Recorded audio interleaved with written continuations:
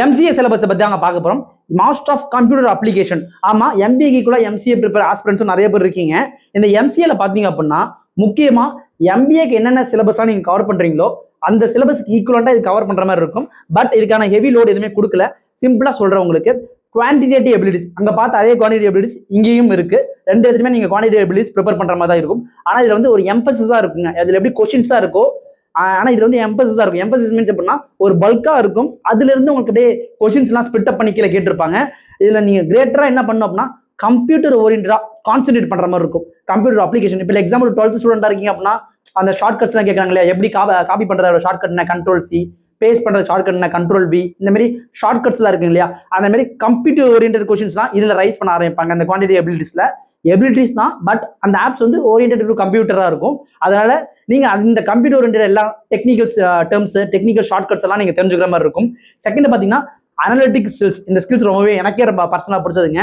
ஏன் அப்படின்னா இப்போ ஒரு பர்சனை பாக்குறோம், அவங்கள்ட்ட இருக்க ஸ்ட்ரென்த் என்ன, வீக்னஸ் என்ன நம்ம கண்டுபிடிக்கிறோம் இல்லையா, அந்த மாதிரி இந்த அனலிட்டிக் ஸ்கில்ஸ்ல ஒரு கொஸ்டின்ல இருந்து எப்படி ஆன்சர்ஸை கண்டுபிடிக்கிறீங்க, சாரி நான் தப்பா சொல்லிட்டேங்க, ஆன்சர்ல இருந்து எப்படி கொஸ்டினை கண்டுபிடிக்கிறீங்க அப்படின்றதான் பார்க்க போறோம். இதுல முழுக்க உங்க அனலிட்டிக் ஸ்கில்ஸை பத்தி நல்லா செக் பண்ணி பார்ப்பாங்க. உங்க லாஜிக்கல் ரீசனிங் அப்படின்றது கொஞ்சம் எஃபெக்டிவா செக் பண்ணி பார்ப்பாங்க.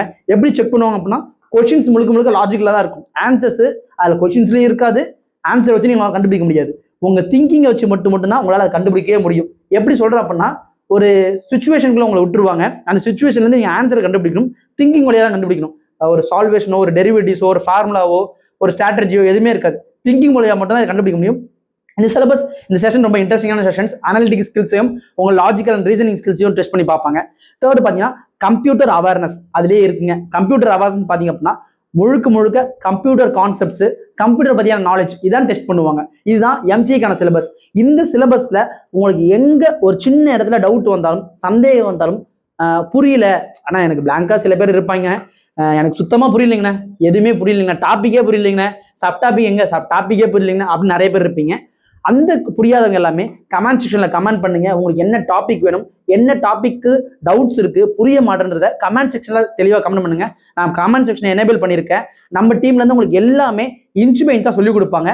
உங்களுக்கு என்ன டாபிக்ல என்ன கொஸ்டின் டவுட்னாலும் உங்களுக்கு பொறுமையா நிதானமா உங்களுக்கு புரியுற வரைக்கும் அவங்க சொல்லிக் கொடுப்பாங்க. இது என்டையரா ஃப்ரீயா தான் கொடுத்துட்டு இருக்கும். செகண்ட், இந்த டான்செட்ல நீங்க 2026 பார்ட்டிசிபேட் போறீங்க அப்படின்னா இது நீங்க கட்டாயம் தெரிஞ்சுக்க வேண்டிய விஷயம்.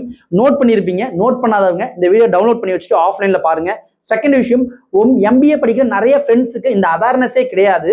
நம்ம அவேர்னஸ் கேம்பும் அடுத்த வருங்க காலத்தை கண்டிப்பா நடத்துவோம்.